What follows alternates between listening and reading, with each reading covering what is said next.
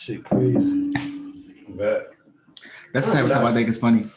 hold on, motherfucking music on. Ah, they can't even hear it. Yeah. I don't go live. On YouTube. I never really go live on YouTube. Niggas be like, what the fuck going on? Nigga, you don't go live on YouTube. All right, well, we live now. Oh, we live now? Okay, cool. We are live now. Yo, what's going on? What's going on? Welcome back to Sam Boogie Entertainment presents Simonvil Says. So right now I got two comedians with me that came up in Philadelphia just like me, different amounts of time in comedy. We got Prince Jahlil. How long you been doing comedy? This March, it'll be 2 years. 2 years. So 2 years in March. Mm-hmm. Wow. So under 2 years. So a year and change. Mm-hmm. Denny, live. Yes, one sir. of the Philadelphian freaking legends. Yes, I am. Don't get it fucked up. How long you been doing? Yes. How long you been doing comedy? I started April 1st of 1999. Holy shit.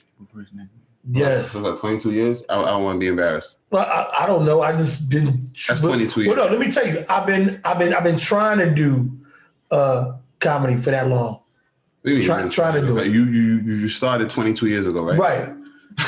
Right. But sometimes, something like that. 20-something years. 99, I started doing stand-up comedy. Yeah, 99. Yeah. And you still do it. I still do it. All right, so that's 20 years. Yeah. Yeah. Right, so you know, yeah. And I wasn't that good when I started. I was actually trash. You know, I bombed the first 8 months. 8 months? 8 months bombing every time. 8 months yes. of bombing? 8 months of bombing. You know what it is? I didn't have anything to do in my life. Nothing was going on in my life at the time. And matter of fact, at that particular time, I was telling him earlier, I said, you know, I was homeless and I wasn't doing nothing. So I fell into stand-up comedy on like Try It, and I never stopped. If I had something else going on in my life, it'd never been a Denny Live situation. What who was it? Someone that suggested you try, or was you? Everybody kept telling me I was funny. Okay, and I was like, all right. And then, but first I was homeless. Everybody was telling me I was funny before I was homeless, and even after. I had a chance to do a movie. I did a movie, and then the movie was me acting, being a comedic role. And when the movie came out, Denny Live was my rap name. I used to be a rapper. I was a rapper first. So that's where it starts at. I was a rapper. So Denny Live rapping in 1998. Most comedians. No. I know I was a rapper in the early 90s. In the 80s and early 90s, I had stopped, but you know, everybody was like Denny Live. So I got a chance to do the movie, and they pushed this comedy thing on me, like, yo, you know, so and so is booking comedians at the club, and I was like, man, I ain't really a comedian, and I wasn't honest at the time because the club owner had some bread, and I never had bread ever. So. Dude say, do the weekend. And I'm like, do the weekend? Like, every night? Didn't have no material, but dude had $2,500 in 1999 because I was in the movie. And I was like, all right. $2,500. That's nothing. That's not, like right now, that's nothing. He paid you $2,500. He paid me $2,500 to be at the comedy club working like I'm a real comedian. $2,500 what? Like one time or a no, month? for 2 shows Friday, 2 shows Saturday. Okay. He paid you $2,500 for a weekend? We both stuck on that. We both stuck on that. You talking about something that's not. Well, just to be clear, I started like 2017, so 4 years ago. So to the niggas that's been doing comedy for under 4 years, that sounds like a lot of money. It's not. But you're saying even when you started in 1999, that wasn't a lot of money? It was a lot of money for me because remember, I was at the Foundation Homeless Shelter for Men at 13th and Bainbridge, and then I made a movie, and then they kept telling me I was funny. What's your stage name? All comedians have fly stage names, and I was like, oh, Denny Live. And when this guy was doing this movie, he was like, "Yeah, I'm put you in the movie," and I thought he was bullshitting. 3 months later, he puts me in the movie. I'm in the movie, and now people are starting to want to book me, and I didn't have no material whatsoever at all. I was just starting out. So that's why you were bombing. Oh, bombing like bombs over Baghdad bombing. Like I wasn't. No, matter of fact, I was bombing so bad. Do you find that it's harder to do comedy when you are expected to be funny? You know what I'm saying? Like when you get into the fact that you did the movie, you came in hyped up, you know? And the reason I ask that is there's a lot of comedians that achieve early success on social media. Right. And then later on they want to do comedy. Right. And people are like, you know, shit, comedians waiting for you to fucking bomb anyway. But when you're a fucking social media star, they double waiting. Well, so it's like, do you feel like it's harder at that point? Like, you know what I'm saying? Like that contributed to. I say, you know what? Comedians that I respect that really take this crap seriously make me feel uncomfortable for how I operate sometimes. My business and dedication isn't always what it should be. And it's a lot of comedians that are dedicated to the craft that don't respect my lack of dedication to the craft at times. Okay. I'm naturally funny, naturally talented at this. Never really put the dedication part in there because my goals in stand-up comedy were very small. When I learned about stand-up comedy, I just wanted to be the best comedian in Philly. That's where that King of Philly thing came from. And once I achieved that, I really had stopped trying to do like other things. I just wanted to be the bad dude in Philly. And then Kevin Hart left, and then it opened up, and then opportunities for TV came. And I had some good material, but I still wasn't dedicated to the craft. Yeah. I was dedicated to the hype of the craft. I never really put a lot of work in past the time when I was bombing all the time and then I wasn't. I put time enough in to get good enough to get on TV. I never was dedicated to the craft like that. And people and comedians that really know that, they don't respect me because they like, you got a lot of notoriety and you weren't a headline guy. Like when I got quote unquote good at stand-up comedy, I've always had a fire 20 minutes. I never could really hold it down headlining, but I got headline spots. Because when you fuck with the ghetto shit, headline spot 20 minutes. And if you got a killer 20 minutes, you could, you know, and you could do, I would do shows where they had a bunch of comedians. So whatever I gave them, oh, he the headliner. And I never was a headliner. Even to this day, I'm not no strong headliner. I can do my 30 minutes. Sometimes I saw you headline Warm Daddies. Well, right. I saw him headline too. Well, I'll tell you what. You saw that, and it may have been good that time. Yeah. But there, you know. And that was a tough night. Well, comedians are full of shit. I'm gonna tell you the honest God truth. Comedians full of shit like a motherfucker.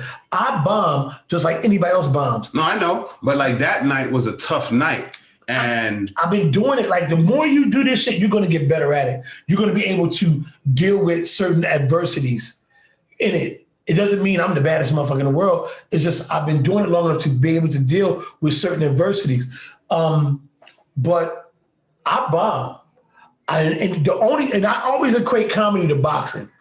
And me and Craig McLaren and Kobe Jack, we argue about we argue boxing all the time, Joe Mixon, because they're really boxing experts.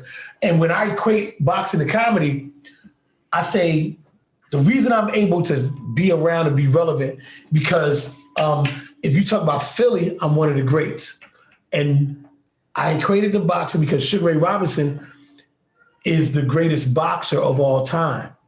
But he lost 25 times. He got knocked out a few times, but he's still remembered as one of the greats.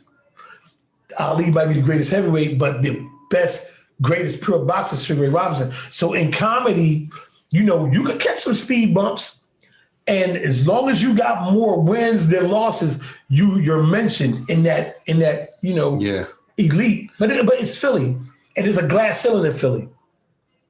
I broke it twice, but I should have been gone. You know, I wasn't on it the way a lot of these other comedians are on it, were on it, or still on it like that. I grew in it. What do you mean by it's Philly? Because here's the thing. Because that's kind of like one of the questions, like, because me and Prince talk about this a lot, like being new comedians, we find that sometimes the hardest thing to find is help, or positive energy. Sometimes. I mean, So no, in an industry that is so dedicated to, making people laugh and bringing out positive energy, it's like, walking into it, and maybe it's a naive mindset. You don't expect to walk into like a war zone, like something where it's like, help is few, right? And comedy is rare. Comedy is cliquish. This is how I see it. You got some people who in comedy because they want to make people laugh, and you got some people who in comedy because they want to make money off of the people who know how to make people laugh. Right. So these are the comedians who they've been in the game for a long time. They're not really that funny. Like you see them, they're not really that funny to you. Like, you know what I'm talking about? Right, I know what you mean. But they're still relevant because they always organize and stuff. They're always taking the lead in organizing events. So whereas though, y'all need them because it ain't a lot of funny guys who are gonna get up in the morning and make these phone calls and organize and do. It ain't a lot of funny people because they just talented. Like Denny was saying, like when people who are naturally talented, they seldom put in that work that you got to put in. Yeah. I wasn't one of the guys. I feel like you're justifying my laziness. No. Listen, okay, let's talk about laziness. Because I honestly be at home feeling like, why doesn't someone else do this shit? Exactly. Why doesn't someone else and I asked my wife to do it once, and she was like, oh, you want me to be your administrative assistant? I was like, shit, I didn't know that's what. So I didn't know. There ain't a lot of people who like that. Dog, you have the thing. Here's the thing. I'm gonna say this. You just want to sit and be creative. Yeah. Right, you want to be creative, but here's the thing. Comedians don't know shit. It takes a long time for you to know about this game. It took me 20 years to realize I ain't know shit about it. Because my career started in Philly. I met Tina Graham, I met T-Faye Griffith, I met Bob Sumner. I got on Coming to the Stage. I did Comic View. And the first time I did Comic View, I didn't really do that good, and they didn't air it. And then they had the nerve to call me back again after they heard I got better. No, listen. I was blazing Philly, but when Comic View called the first time, I didn't know what I was going to do. So I put together some jokes, did them, and they went over well, but they didn't air it. So what I got was, he was out there. I remember Denny live. I met him, but it didn't air. So when they created Coming to the Stage, I was more prepared. Mm-hmm.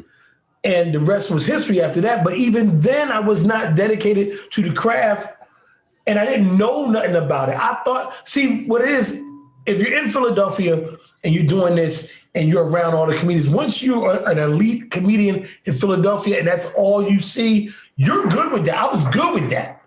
I was like, I'm good, and then because of the success of Coming to the Stage, they put me right on the road. And I was on the road killing it. Now, I bombed on the road a couple times. And because the comedians that I was headlining over, it was because you just on TV, you're more popular, so you the headliner. But them niggas really was fire. Them niggas was everything, and I wasn't none of that. I was good. I mean, keep it honest. And this is something, let me tell you about comedy. You have to be real with yourself and who you are. My name popped off in Philly because I came along at a time where everybody was doing comedy. And I'm not saying those guys weren't good. I just had an edge because I wanted to be something in Philly because Kevin Hart was doing everything and destroying everything. He was the only name that they heard. When that nigga left in 2001, when he left Philadelphia, I blew. Mm-hmm. And this is when all the TV offers came to just do the stand-up shit. But I was still based here. He was going to New York all the time. He was going to LA, doing this thing like that. And I was just the king of Philly.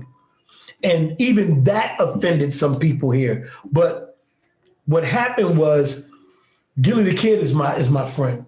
And he was calling himself the King of Philly on the rap tip. He was beefing with Lil Wayne at the time, all the other shit. So I called myself the King of Philly with the comedy. And it offended so many comedians. But the buzz for me was so fucking big here that you couldn't deny it. And by me not going no fucking where, and by me this is back when MySpace was popping. Every time you see the post with me, King of Philly, Denny Live. I just get booked off the fact that, this thing calls the King of Philly. One nigga called me on the phone and said, yo, I'm booking you at my show. You say you're the King of Philly, we gonna see. All right. And I went there and killed it there, and then bookings just start coming. And it had to do with the TV shit and everything. But when that died down, now you're a regular nigga. But I'm still doing the same shit, still killing it. But when I say people are dedicated, and I'll give you a prime example. Teray Gordon is dedicated. People think that he talk a lot of shit, but he deserves all the shit that he talk because he is dedicated to this game. And it's not arrogance, it's sacrifice. This nigga was in law school. This nigga walked away from something that is guaranteed to bring you success, to follow his dream. And you got to commend somebody for that. Like we said before we even started airing, I always was the safety net nigga. I did not trust making a living off of stand-up comedy. Because when I went to LA, I seen poor motherfuckers. I seen struggling motherfuckers that I was fans of that had been on TV, and I seen homeless comedians. I seen comedians that, heard about me, and by me being with Gil and by some of the hustle niggas giving me some bread, when I went to LA to do coming to the stage, they was like, that nigga sell drugs. And I took it and ran with it. I had a little foray in the streets, but it wasn't like that. But they blew that up because when I went to LA, I had bread. And I had loaned niggas some bread when I was in LA. I never got it back, but I was like, you need something to do it. They made me look like I was somebody that I wasn't. So, but being out there, and I never told nobody this. I just started talking about this recently. I seen people that ate oodles and noodles. They didn't have a car.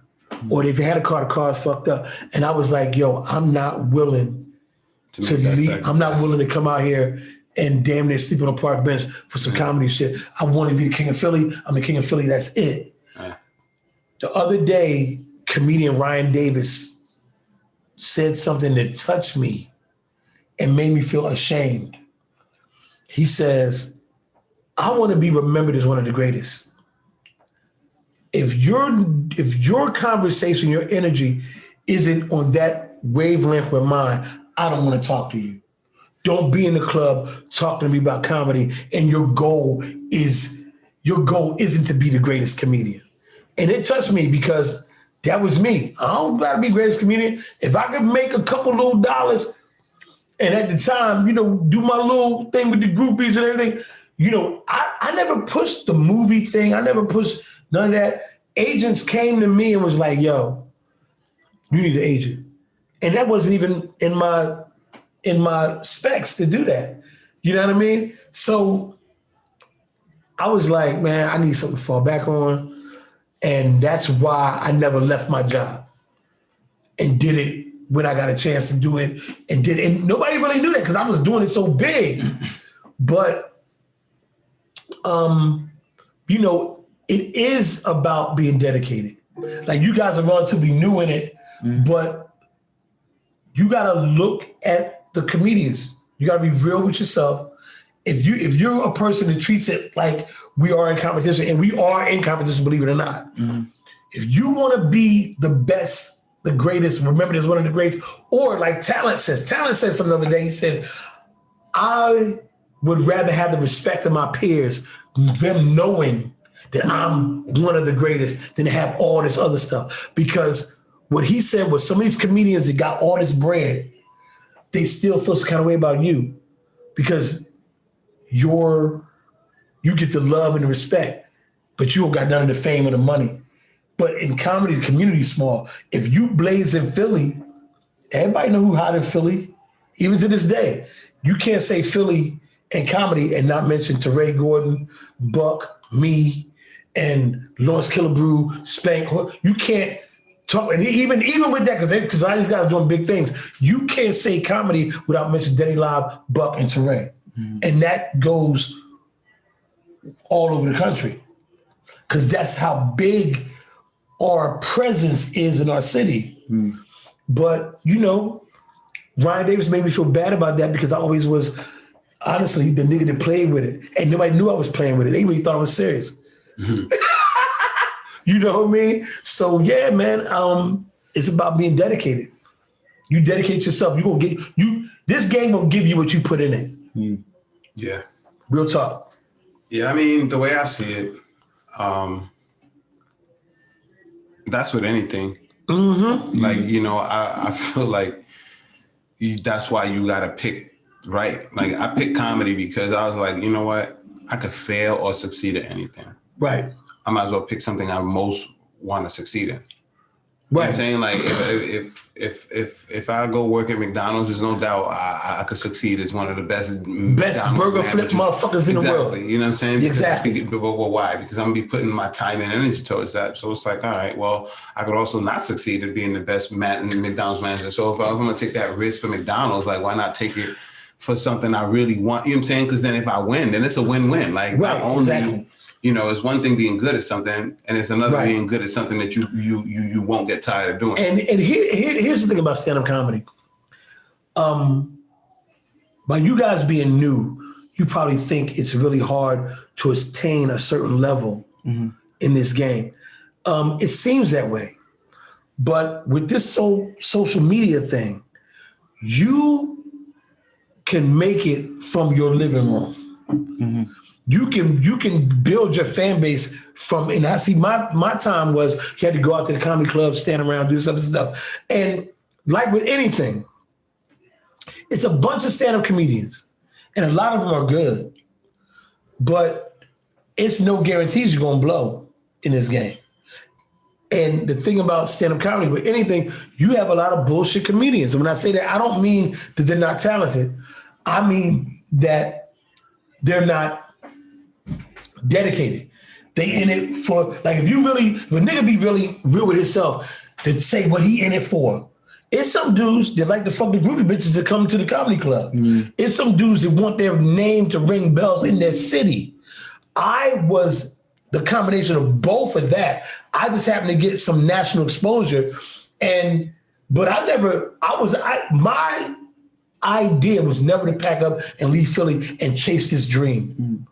I wanted to get a couple dollars. I never had a monthly room that I hosted that wasn't given to me. Right. Like the work that Teray Gordon puts in, the work that Lawrence Killebrew puts in, the work that Ken Jones puts in, and people that have these rooms, I never did none of that shit. And I should have did that because my name was popping at the time. If Denny Live had a room monthly, it would be popping to this day. My business and my mindset wasn't right.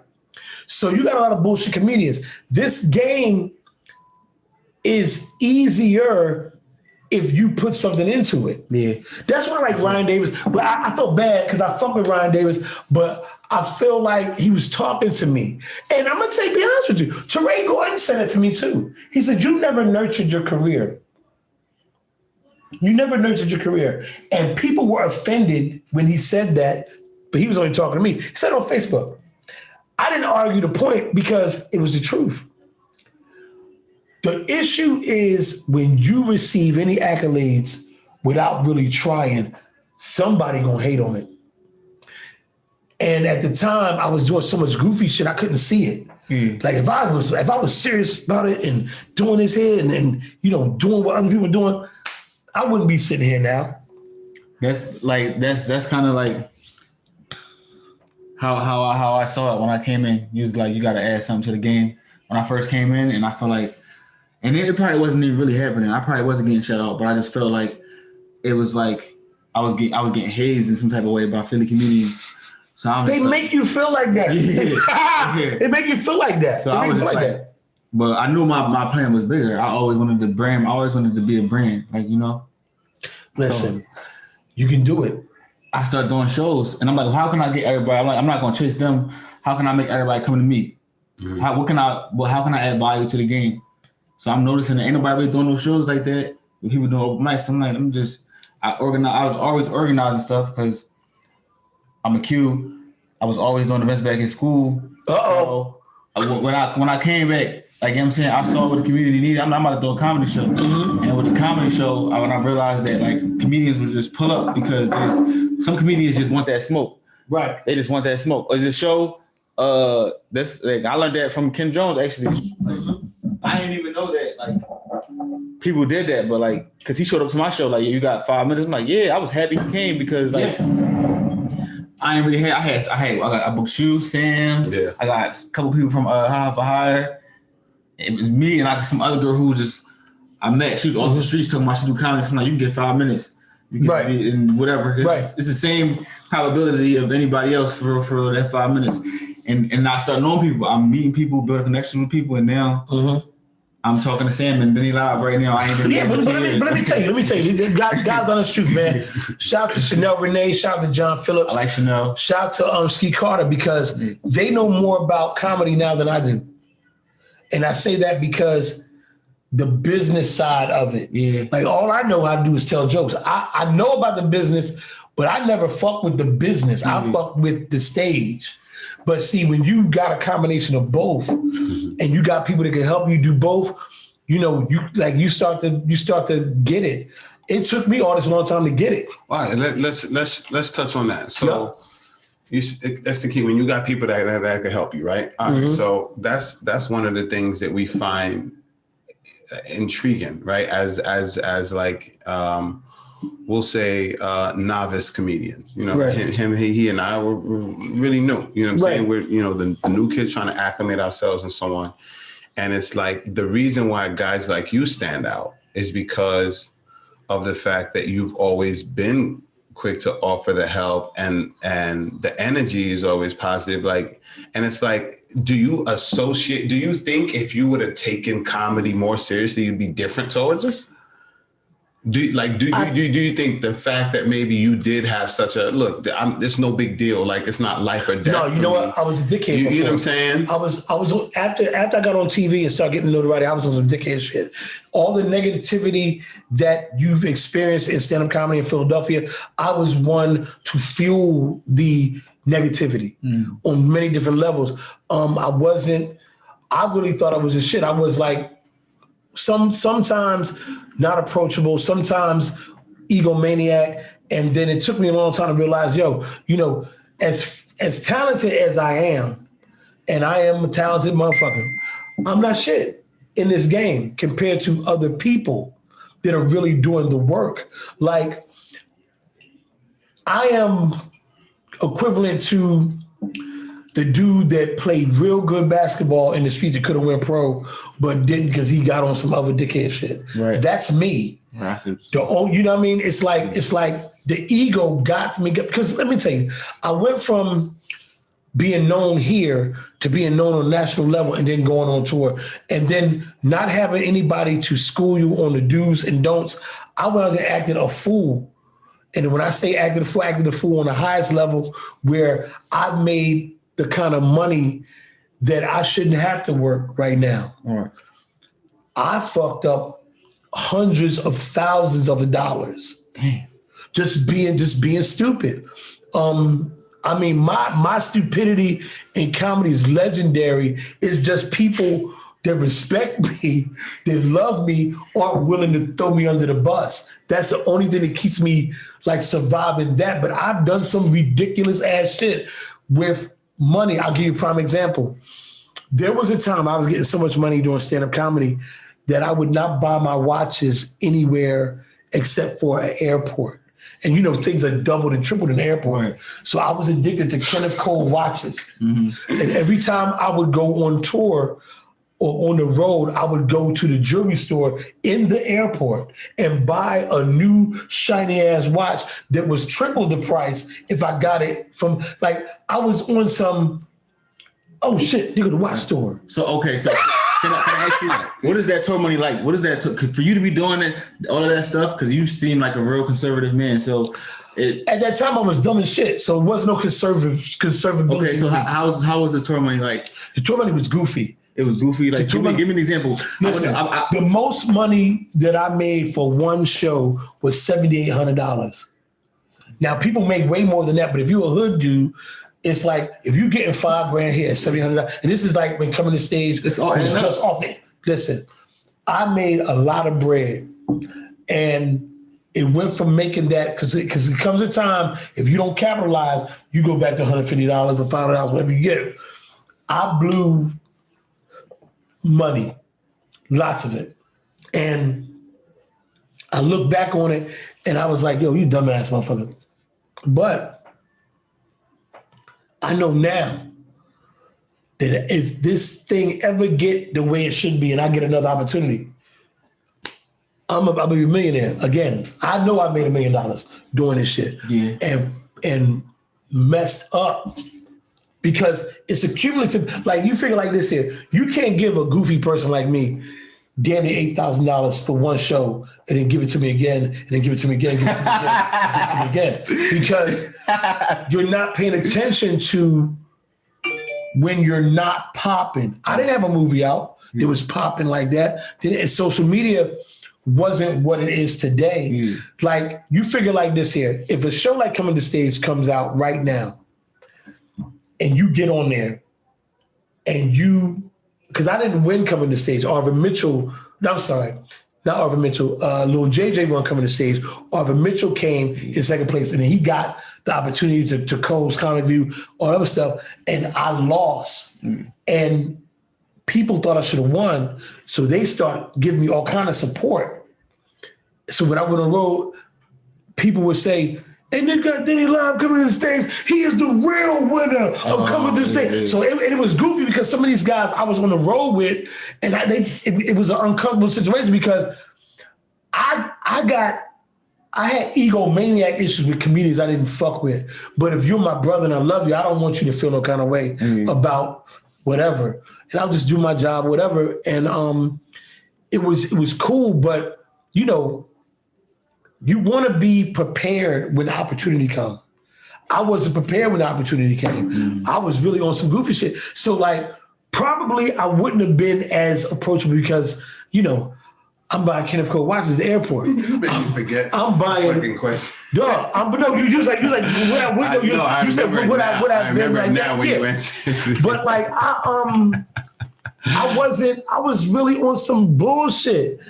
And here's what I'm asking, right? Yeah. So we saw the video where we just saw this recent video Netflix just posted where Dave Chappelle and Chris Rock are just berating each other with like not berating, but berating, showering each other with like compliments, like you're the you know what I'm saying? But they were really in a space where they were admiring each other's art,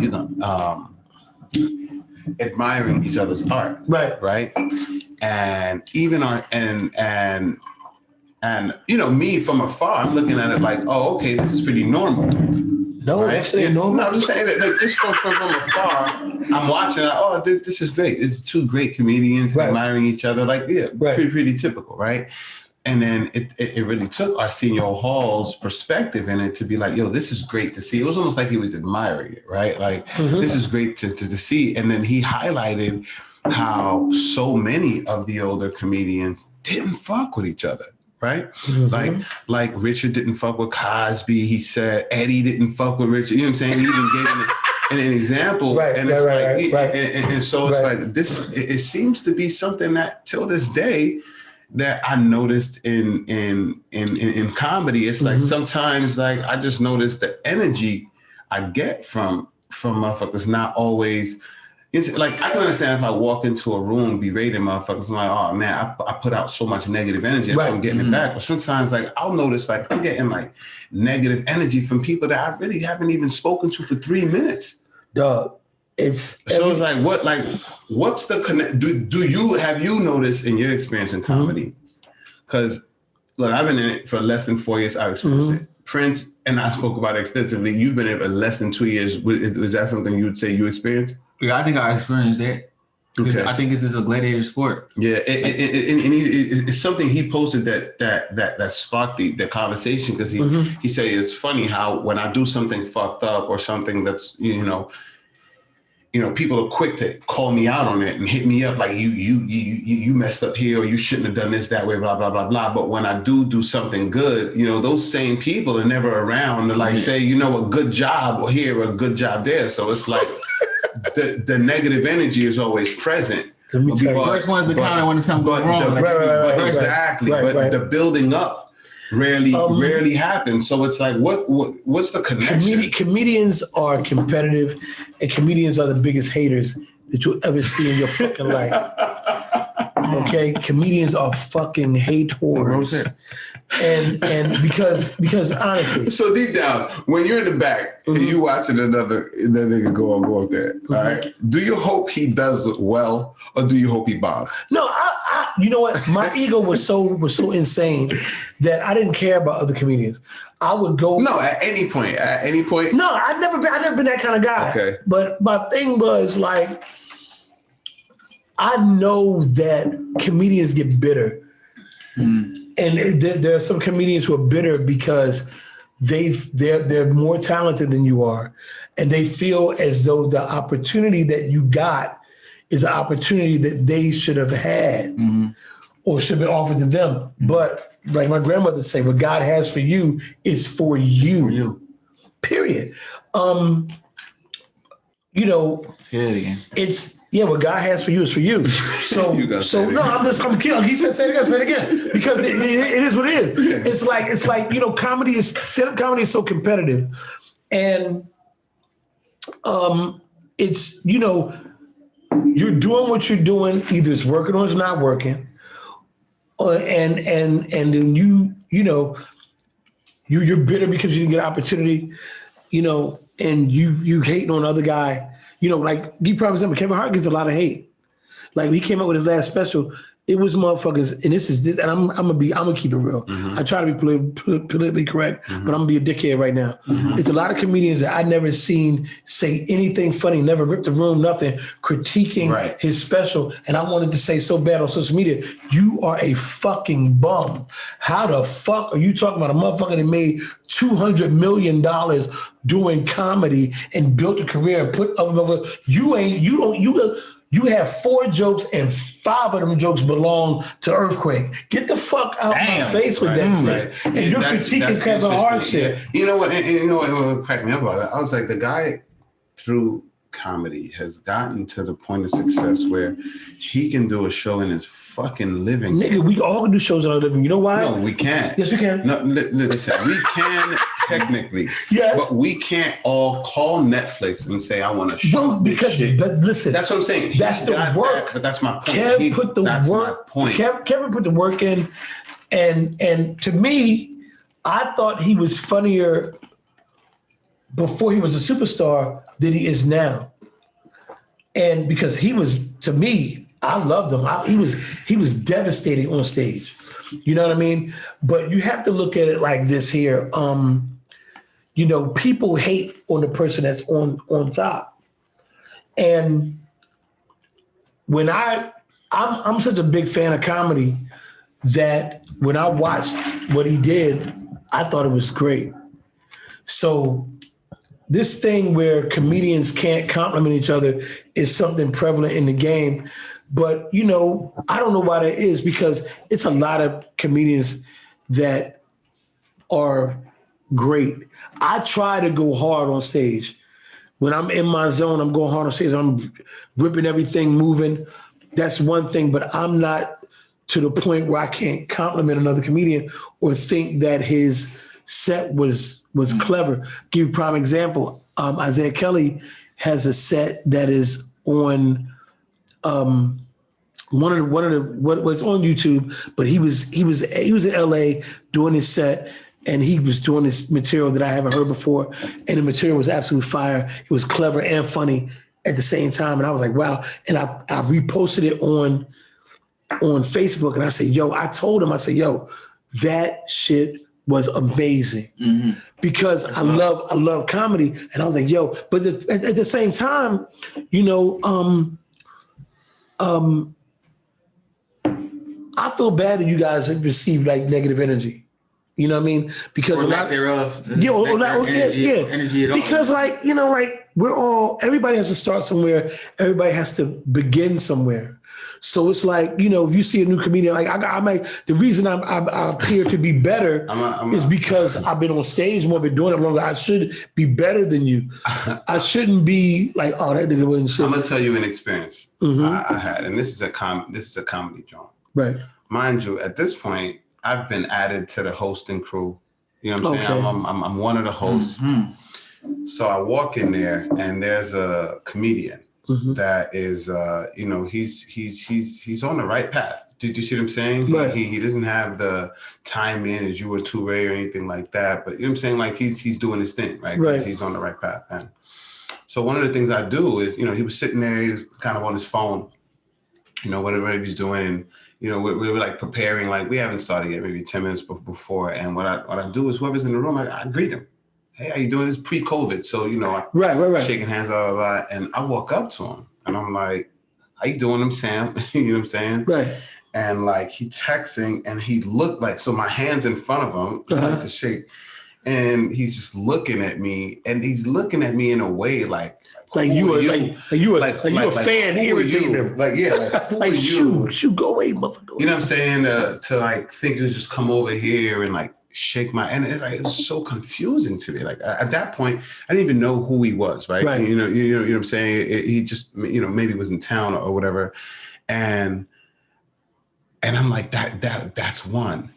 And then it's like one after the other, like they're like, you start to experience situations like this to the point where as a comedian, I feel like, well, fuck yeah. You know what I'm saying? Like, you know, and I noticed it started to change me. Right. Like, yo, like now I'm going out guarded. Right. Like now I'm stepping in a room like fuck whoever who don't fuck with me. And like I never used to walk in a room like that. You see what I'm saying? Right. It's like I'm seeing motherfuckers like walk up, like we'll be here. I'm Haitian. There's certain shit that's cultural for me. Like if us three here are talking, you walk up, you say hi to him, and you don't even look at me. As far as I'm concerned, fuck you too. Like that's where I'm at with it. Right. Nigga, you want to treat me like furniture, nigga? You furniture. You know what I'm saying? Like it's all good. Right. But like I mean, it's like one like these experiences seem to always come from the people in between. It's crazy. It's never the people that are like on you and Touré's. It's never It's never them. Touré will check you straight up, but he will never talk to you like you're beneath him. Right. You understand?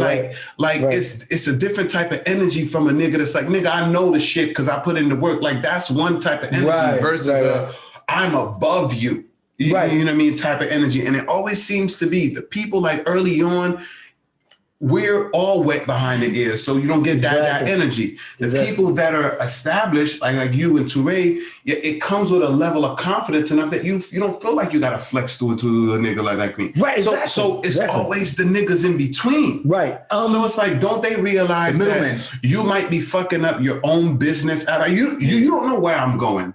You might look at me like somebody you might not need to do business with, but you don't fucking know. The thing about this game, you walk into a room when they meeting a team of people who's going to determine your fate, and you might see me sitting at the fucking desk. The thing about this game is that it changes. There was a time before Derek Gaines knew the business, and he was the Derek Gaines you see now. He was one of my youngins, and he was kind of like a fan. He thought Denny Live was awesome and everything like that. And now, you know, I think he's awesome because of what he's accomplished and the look that he's going to get and his growth and the fact that he's like, you know, almost there to the point of like 2 more breaks and he's, you know what I mean? Same thing with Spank and you know, Naeem Lynn, these guys. You know, I remember at one time when being in Philly, before they did what they did, you know, I was the guy. And now they are leaps and bounds ahead of me. You should be, you know, you should embrace comedians that are doing, because you never know who could help you up. Thanks. You know what I mean? There was a time where Ski Carter was somewhat under me a little bit because I was doing some things, trying to do promo. I didn't know nothing about really doing promo, but I would have I had a happy hour on South Street called Big Titty Tuesdays. It was nothing but a Big titty chicks in there. no Big Titty Chicks, but also it was just a networking atmosphere. And Ski would come down and hang out, and we would do little silly videos and stuff like that. Then he started working with Mike Blackson and working with other comedians. And then, you know, you could look at somebody and be like, okay, that's my man. But at the time, honestly, I wasn't really doing anything. I was big here. I wasn't doing something that could help somebody under me get to the next level. He was, you know, working with Michael Blackson, and now he's working with Coco Brown and some other people and stuff like that. I wasn't really doing anything. And it's like, you know, in this game, you're going to grow. And, you know, I don't. What do you attribute it more to? Because I came up with two. It's either cockiness or insecurity. It's like this guy's a threat to me. That happens. Because, that happens. You know what I'm saying? Because it's like it seems like the niggas that go and bomb every night never get that energy. It's right though. Is it me? No, listen. Is it me? The niggas that go up every night. The first time you might make fun of them, blah blah blah. You become a threat in the game, things are going to change. And a lot of times when I became a threat, I wasn't paying attention to me being a possibility for somebody to maybe not get an opportunity. So I never paid attention to any of that. You could tell when you get funnier because everybody that is on your level, when nobody's funny, once you get to a certain point, you get a certain look, then the hate gonna come. It's gonna come. And I think what comedians don't realize is that, you know, all of us are kind of like on the same playing field. Even if you think you big time, whatever, the only difference is the amount of time you get on stage, or can you sell out at a out of town like that? Yep. You know what I'm saying? You know, it is competitive. It is competitive. And some dudes do have some bad energy. Some guys are bitter. Some guys are insecure. Some guys are just egomaniacs. I've even seen it. It's not, I don't even think it's so much a good thing. Like, cause I've seen it amongst the female comedians too. Like, you know what I'm saying? Like I've seen the ones that do really well. And I'm hearing while they're up there killing it, like women are just chopping down their set one. Why she just like, like her ability, motherfuckers ain't gonna run out of laughter. Right, exactly. You understand? Like if that person's up there and they're killing it, they're making motherfuckers laugh. It's not like when you go up there and like, well, you took all the laughs. Well, no, that's not gonna happen. It's like what's the animosity? Once you get somewhat good at this game, you really think you know it. And like I always say, comedians don't know shit. So like, if your mindset is I'm the shit and I'm better than everybody, and you got to point out flaws in everybody else, then you're not as good as you say you are. Because a mature comedian knows that people don't do well on stage sometimes. You're gonna not do well on stage sometimes. So when you get mature in the game, you're gonna know, look, like right now, I ain't shit. You guys are saying some great things about me. I appreciate it. I'm thankful. But it took me this long to realize, yo, you really not shit, my dude. Because I know I can name comedians that I'm like. What are you basing that on? I base it on talent. I base it on dedication. I base it on material. Are you basing it on your best days or your worst days? I'm basing it on my best days. Here's what I'm saying. My best days. So you're saying based on your best days, you ain't shit? But on my perceived best days, I ain't shit. Because as long as Freddie Rick's alive, as long as you got Willie Roby, no, never mind them. What if you never heard them before? These guys are devastating. Here's what I'm saying. You can't let how well someone else do determine the value you have of yourself. I mean, I think right now, right this very second, I think I'm okay. I think I got something where I can hang a little bit. But if you a fan of, like, look, the first time I seen Freddie Ricks in Philly, I was hosting Champagnes, and he came, and he killed it so bad. And his goddamn material was so clever and funny and a breath of fresh air to me and everything. And then this is like when Tony Robbins came here. This is Freddie Ricks. Now, imagine this performance is what you're using to describe why you're not great, right? And this is the same performance Freddie Ricks says, this is why I'm not great. Because I compare this performance to the great this person and in compare. You see what I'm saying? Right. Like, that's how it works. Right. Okay. So the same performances, you might be looking at yourself like blah, blah, blah. At the end of the day, our assignment is that room.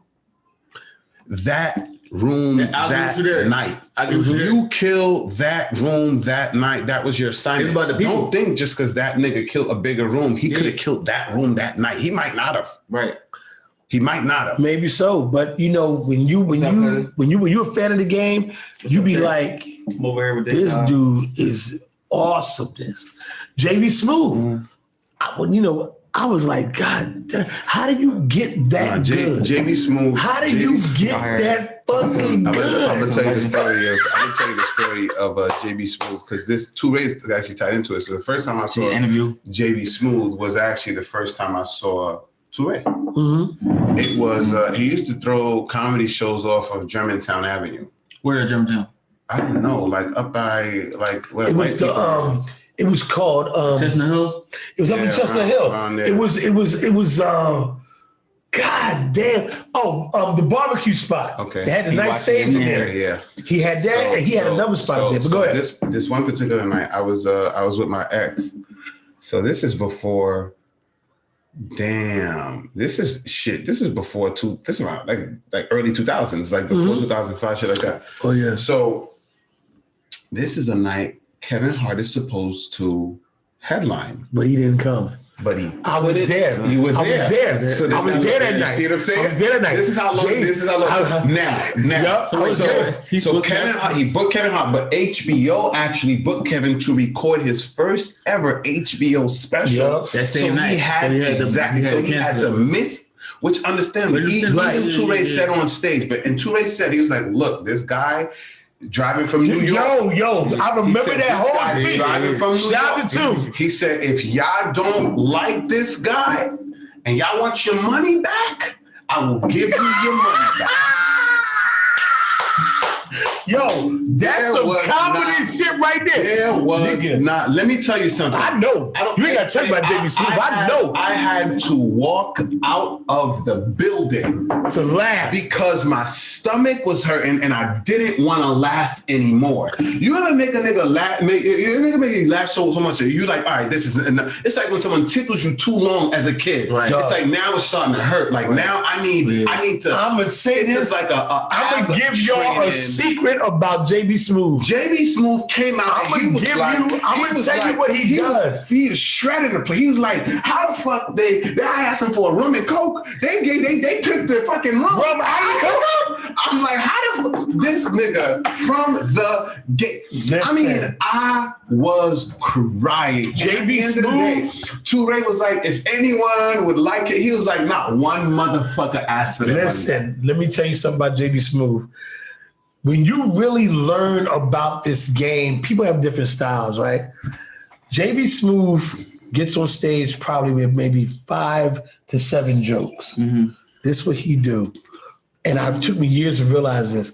JB Smooth tells the same joke, but no, he'll tell one joke, but he give you 5 different punchlines.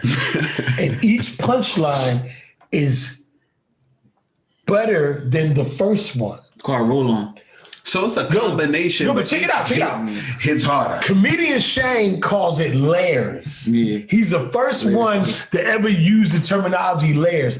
JB got this joke, right, that he do about fighting, getting in a fight.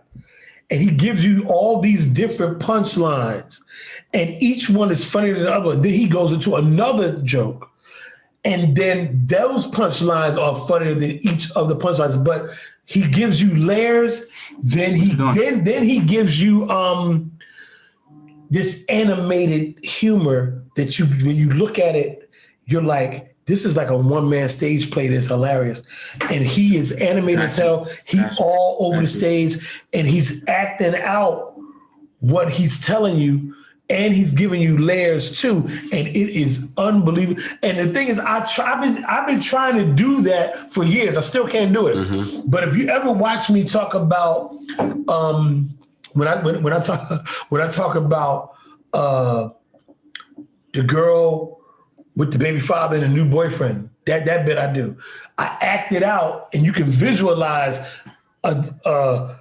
you being the old boyfriend getting beat up by the new boyfriend, mm-hmm. or you go to pick your kids up and a nigga that's really in shape, or you came to pick your kids the fuck up? All right, hold on, let me get your girl for you. And you know what I mean? I act out. He's big as shit, diesel shit. I just got finished greasing the little one's hair. Hold on, here she come now. And you know what I mean? I'm acting it out. And I got that from JB Smooth. I just couldn't do the layer part because I think you got to stay in character to do the layer part. But no, I stay in character. I just can't do that shit. You know what does the layer part? Eddie Murphy does the layer part pretty good. Yes, he does. Like the barbecue, that's layer after layer. But check me out.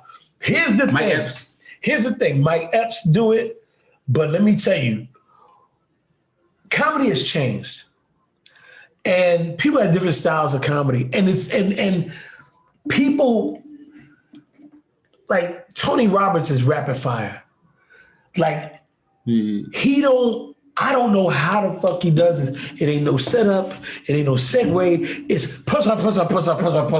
And it's hilariously funny as shit. Yo, have you heard Jesse, what's his name? Jesslink? This white dude. Oh, you know, damn. Where you from? Yo, I don't know, but this dude, that's his style. It's just one-liner after one-liner after one. And that's Tony Roberts, and the shit is everything is riding on this punchline. That's how dangerous this style of comedy is. Everything is riding on this punchline, but it always, number one, shocks you. Mm-hmm. And it's always funny, mm-hmm. and it's always clever. Dog, once you do that, it's just, man, that night you talk about JB Smooth, he ain't the only one. JB is devastating, Tony Roberts is devastating, Freddie Ricks is devastating. It's a lot of good comedians out there. So that's why, like, for me, for somebody to say they got this big ego about it, you ain't shit. Because I done been around the greats. Yeah. I done been around the greats. Look, Teray Gordon probably is one of the only comedians that can host, feature, and headline and be good at everything. Matter of fact, he ain't the only one. Talent is the same way. His hosting is devastating. Please don't let him feature for you. You're going to lose. But his headline shit is off the chain. And this is who John Phillips is learning from. You know what I'm saying? Mm-hmm. So, like, when you say you have a bad experience with comedians and their egos and all this other shit, comedians don't know shit. It take a long time to know what the fuck it is. That's why, like, and you know, I gotta give y'all my inspirational shit right now. Okay. Put the camera in. Give you my inspirational shit right now. I was in the house. This is just some. I ain't drunk, but this is the vodka. You kind of the vodka in the. No, I'm not really drunk. No. That vodka is dangerous. Vodka dangerous. That's about your fault. That shit is dangerous. I've been dying. That's what drunk people say. This is for all the comedians. Yeah. Mm-hmm. And this is not only for the comedians, it's for people in life. Mm-hmm. One morning, I'm in the bed and I'm thinking about stand-up comedy.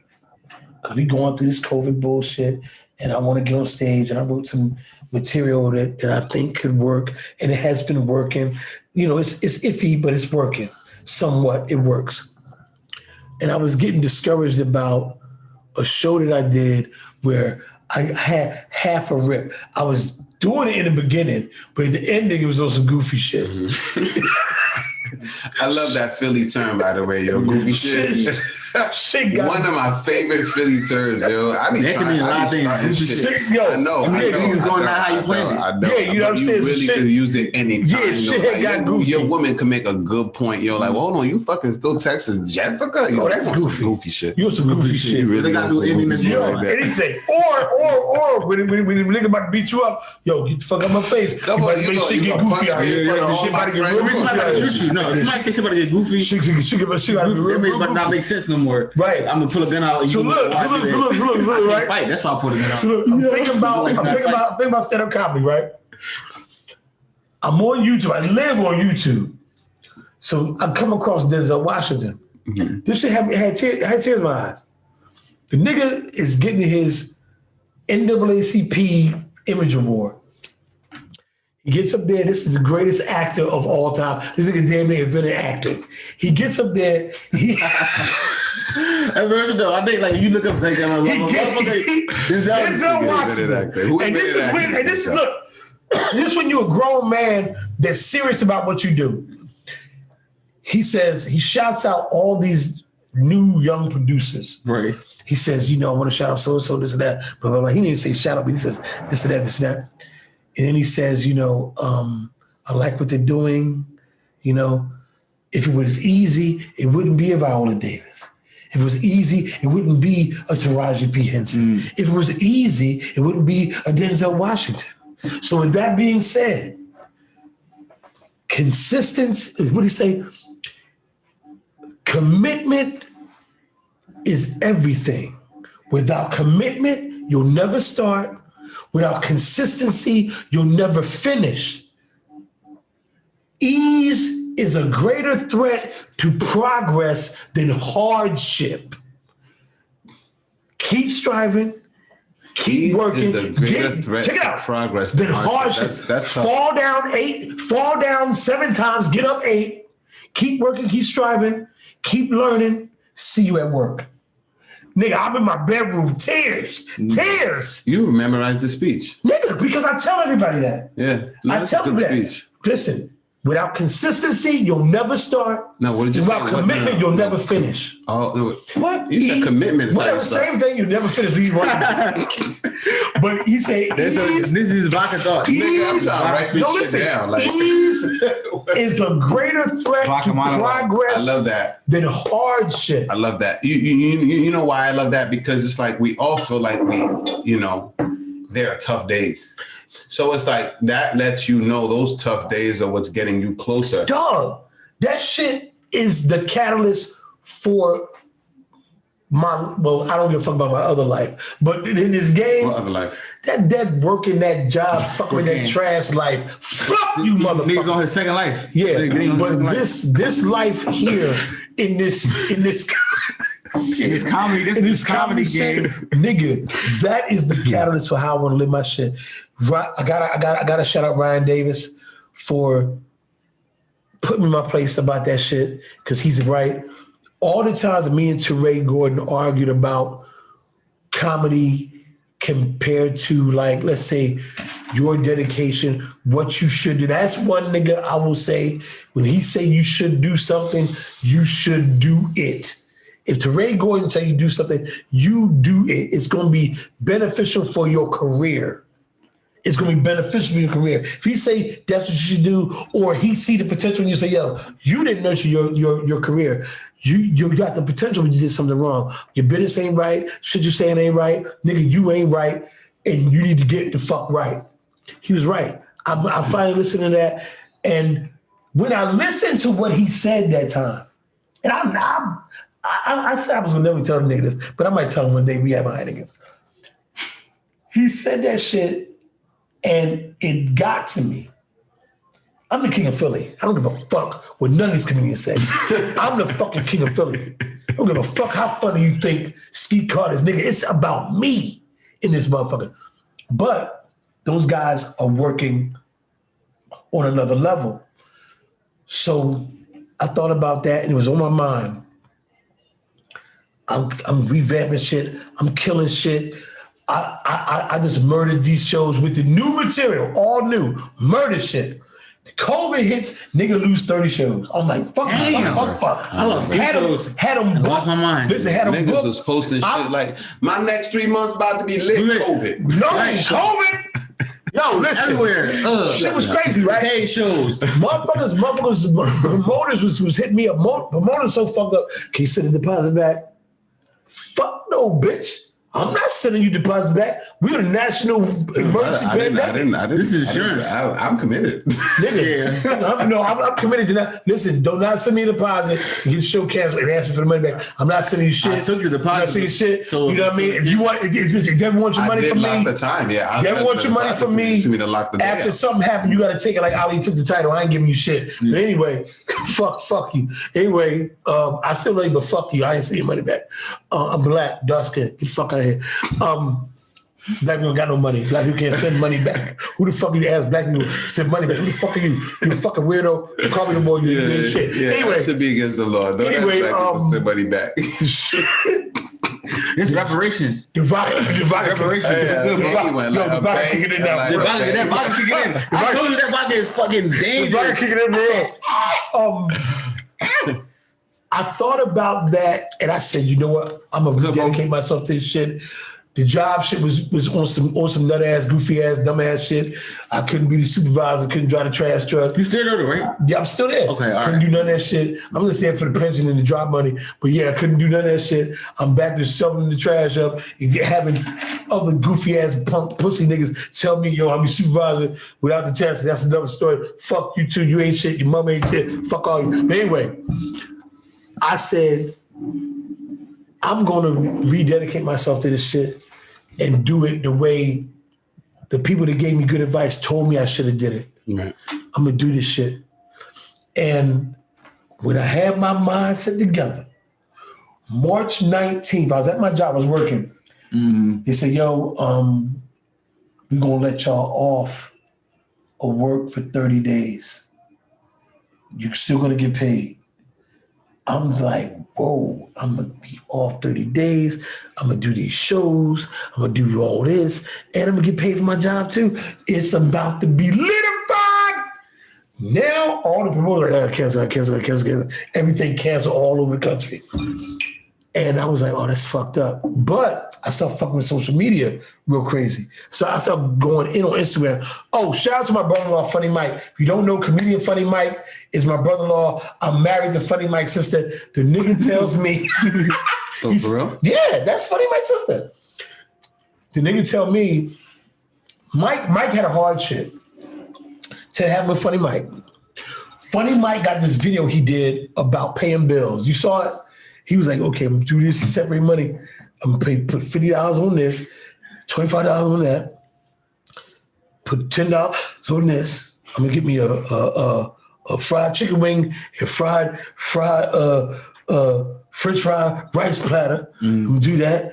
Bills paid, baby. Bills paid. Yeah, the shit go viral. Somebody takes it and puts it on their YouTube, get 4 million views on it. Oh my God. He didn't have a YouTube page. They took it off of the gram and put it on YouTube. They got 4 million views. Everybody knows Funny Mike. But Mike didn't have his name on it, nothing. Monetization. Didn't monetize. So he calls me one day when I'm fucking with some videos. He said, yo, I got some app you can put on your phone. He says, yo, put your name on the shit. So when you see my videos on Instagram, it'll say at Denny Live TV or at the Denny Live Hater Show. So if you take it and you put it on your YouTube, go ahead. Even if I don't get no bread off it, they gonna know who I am. Your watermark on there. Right. You got a popping ass YouTube and you take one of my videos and put it on your shit, nigga. Cause somebody did it to me. And my followers went from 1,600 to damn near 7,000 in 2 days. Wow. I did a video about the R&B singer Tank. The video I was like, I remember. I said, yeah, Tank. Because he always take his shirt off on every show. I said, man, fuck you, nigga. Fuck your muscles. Stop doing that. Don't take your shirt off no fucking more, man. That's some bullshit. how you get your arms like that? You be doing. And look, Tank was so cool. He posted it on his Instagram. Okay. He get 157,000 views on there. And the people It was funny as shit. that did that shit, One thing I gotta ask you. Yeah. How you get your arms like that? They start requesting me as a friend. Mm-hmm. Jamie Foxx liked the video. All these industry motherfuckers liked the video. Mm-hmm. Tank was like, yo, I got this movie thing I'm doing. A couple weeks we gonna, fuck with it. I'm like, bet. Nigga, DM me, we talking and all this shit. The pandemic stretched out even more. The movie got canceled. Not doing all that shit. Then D-Ray Davis reposts one of my videos. 65,000 views. Now I get more followers. I'm trying to follow everybody. I got tired of going like this. I was like, oh God, Don't follow nobody. just follow me. I try to follow them, I try to be cool. I ain't know. I know now you don't follow niggas. Let them niggas follow you. Don't follow them because you follow them. They only got their family following them. They ain't shit. So if you get to a point where you got 1 million followers, you're gonna be following 1 million people. Basically, that's what he's doing. No, I was trying to be cool. I trying to be on my political direction. But the first time I didn't know how to handle the viral shit. Somebody hit me on Facebook and said, yo, your video went viral. I go, what the fuck did viral mean? I ain't know what viral meant. I go look and the shit got 70,000 views. I'm like, what the fuck? I never had 70,000 views on this. No, the most views I ever had was when Rashid Thurman died and I did my, damn, I'm gonna miss you, I love you, all some shit. I ain't been viral since then. And then I was like, oh shit. And then shout out to Scooter Wilkerson, who got the best advice for a comedian that never rips, ever. He never is good on stage ever in life. But he got all the advice in the world. Scooter, shout out to you. He got all the advice. And I was like, he's like, you got to post shit. And I was like, all right. So that time that happened, I start going. Scooter Wilkerson is not really funny at all. He's a really nice guy. He can't over here watching like, yo, why the fuck did he say that? He really is not funny like that. He can play basketball a little bit, but he ain't a funny motherfucker. It's so funny. I got to show him. But yeah, that was good advice in the game. And I went in during the pandemic. I was doing videos. I had to figure out how to edit and all that shit. But I was posting some shit every day. And I posted some fire ass shit. And it just helped my growth on social media. And then I was kind of fucking with DK. I was fucking with Country Wayne. Okay. I was fucking with a lot of them. And just, picking their brain about how to do this.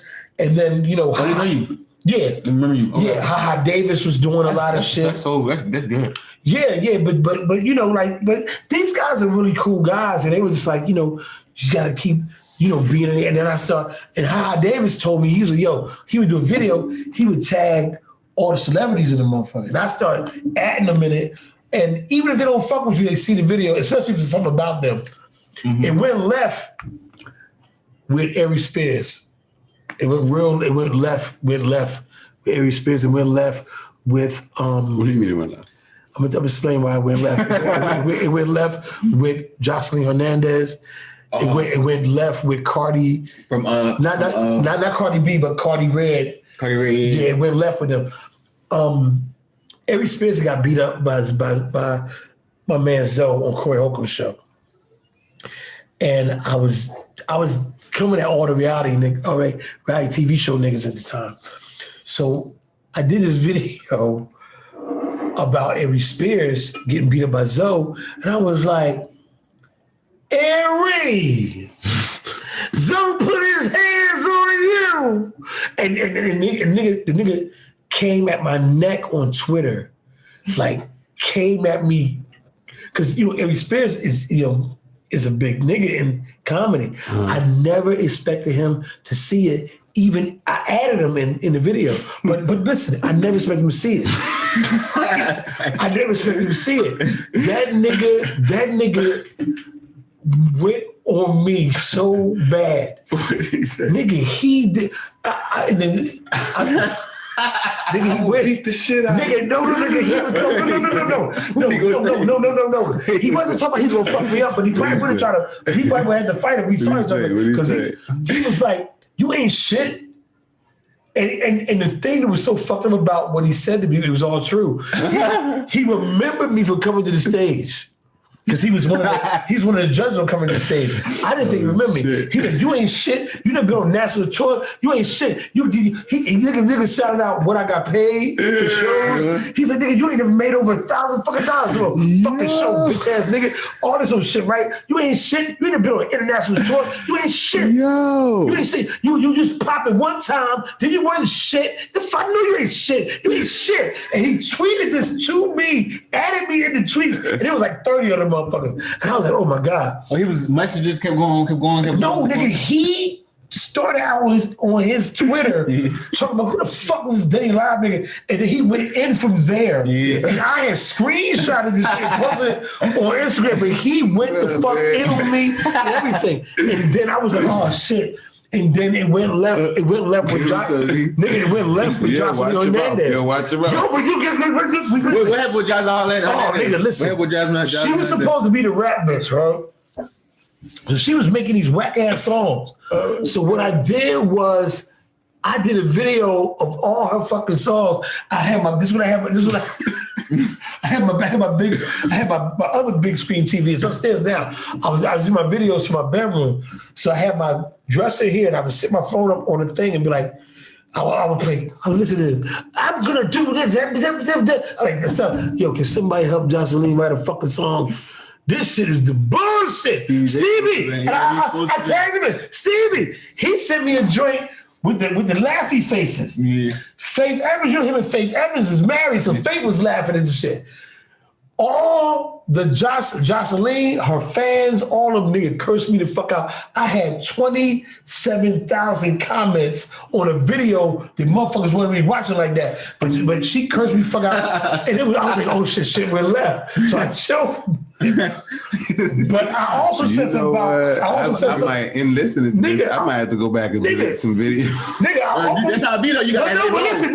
You know, she go left on like Facebook. I wasn't. The upside of it, you get followers, right? You get followers. So I'm getting some followers here and there. And then who else did I talk about? Oh, Jay Holiday. What's up, yo? The R&B singer Jay Holiday. Let me tell you about listen, Jay Holiday said some fucked up shit about Mary J. Blige. So I talked about him, yo, 2-record bitch. He definitely got to this though. Yo, listen. This is why I'm gonna fight you. I'm doing a show in Baltimore, right? The niggas show up. Yo. Jay Holiday show up to the show. It's dangerous being a comedian. Check it out. They say Jay Holiday will see you, right? Jay Holiday. Listen. Jay Holiday say he will talk to you. So when I come outside, I walk right. Wait, he was outside? He was outside with some niggas. He about to catch you laughing. Nigga, listen. I'm not going outside. Jay Holiday's outside. No R&B nigga. So I said, I had apologized for Instagram. And I told the nigga to come to my show and shit. You know, I'm doing it for I didn't know you shouldn't do this. I told niggas that was mad. I was clout chasing. The niggas show Jay Holiday show up. But this ain't the Jay Holiday for the video. Yeah. This the new Jay Holiday. Nigga, you think you lifting weights. This nigga Diesel is more Diesel than you. So I walk right past Jay Holiday. Jay Holiday, Diesel is shit. So I walk past and say, yo, I'm thinking his cousin is him. I said, yo, man, Jay, it ain't about that. Nigga tapped me on the shoulder. I turn around, he Diesel shit. Yeah, man, that shit you said, I ain't preaching this shit. I said, man, I'm just playing shit. Yo, come on this show. You ain't got to pay that. Yo, people got to pay that. The fucking promoter, the club owners at the Baltimore comedy house, whatever, was like, oh, it's all good. But the nigga came to see me. He from Baltimore? Yeah, for real. Nigga can't see. I gotta chill because you know what? My temperament. I got a bad temperament. I don't like to be. I don't like dangerous life in the community. Nigga, no, it's just like you really like. Okay, if you're a rapper, you getting killed. If you're a comedian, you gotta have a chance. You just fuck around playing. You out here set ready. No, nowadays, I guess. I mean, based on what your post, sometimes it could be dangerous being a comedian. Sometimes. No, I ain't never had nobody like really want to do nothing.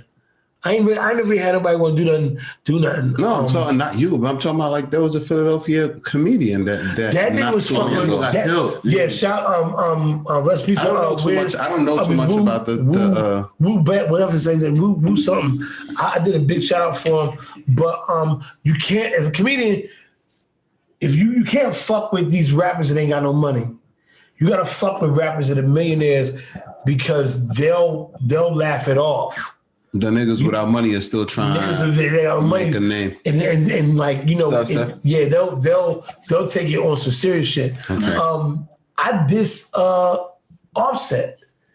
I said Offset looked like a roach, and I was when Cardi B left him the other time, I was like, Cardi B, so glad you left that motherfucker. Because when you first got with him, your fans was like this. Then I switched over there. Yo, Cardi B messing with Offset. He looked like a roach. And then that video got 20-something thousand views. I talked about Big Frida. I said, why you like the Grinch that raped and stole Christmas? Because the nigga had Grinch. You putting all this negative energy out. No, it's not negative. No, it's funny. It's funny. But but listen, those videos, when you do your hashtags, they get the most response because they remember the people that got offended. I did something about Trick Daddy, and Trick Daddy caused him leaving his wife. I'm like, Trick Daddy, you ugly. You can't leave a bitch. How the fuck you gonna leave a bitch? You better stay with her. You have no options. So meet a bitch. You're not gonna meet another bitch. Stay with your wife. And his wife is a little cute, I don't fuck with the slim joints, but his wife is a little cute little chocolate. I fuck with all big bitches. This motherfucker got a wife with a little cute little slim joint. They was on the reality show, Love Hip Hop in Miami shit. And I was like, nigga, you leaving her? You can't leave her, nigga. You ugly. You gotta stay with her.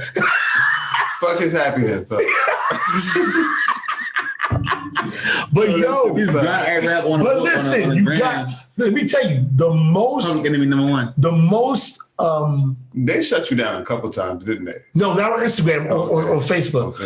Ryan Henry from Black Ink Chicago was the coolest motherfucker because all the women thought Ryan was, sexy light-skinned nigga, right? Dude with the nice hair, right? Right. Okay. But back then he didn't have all that shit. He wasn't where he was just cute-ass Ryan from Black Ink Chicago. So Ryan knew he was a cute nigga in Chicago. He didn't know he was a cute nigga on the national level. So I did a video, man, fuck Ryan, nigga. Fuck you, nigga, pretty boy, bitch, motherfucker. So he thought it was funny, but his niggas was like, when that nigga comes to Chicago, we fuck that nigga in Chicago. He was like, yo, chill, it's funny. And me and Ryan got cool, and me and the Black Ink motherfuckers that got cool, and I almost had a reality show at VH1. You did? Almost. We was in negotiation with it, off of the strength of the shit that I was like coming to Ryan about. And then when Ryan came to Philadelphia, I posted his flyers for everybody to come out. And at that time, it's funny, the Chicago was like, oh, Denny Live is cool. And then no, like Chicago niggas bad. Yo, real rap. And it was like, Ryan is still cool to this day. And I met him once. Yeah, he cool. He cool motherfucker. I met him once. Yeah, he cool. But you like a Chicago nigga though, because they all got hair. And they all got the shit you got. I didn't meet him in Chicago. I know you met him in New York. Oh, in New York? Yeah. He came to Charmaine's baby shower. Fuck, what you doing at Charmaine baby shower? Charmaine's my cousin. She married to my cousin. Charmaine married your cousin? Yeah. Oh, the boy that Neek. Listen, I know it's because that's your family, but listen, I will fuck around with Charmaine though. You have no chance. Yo, but listen, let me tell you something, man. I even did some. Yo, you know what? This what got me cool with Charmaine. When she was doing a little thing on the show, right? Chicks on social media was coming to her neck heavy. And I did a video defending. I said, yo, I'm Team Charmaine. Fuck y'all. Charmaine is, because Charmaine is a little cutie pie motherfucker. Yeah. And now that she had a baby, she all nice.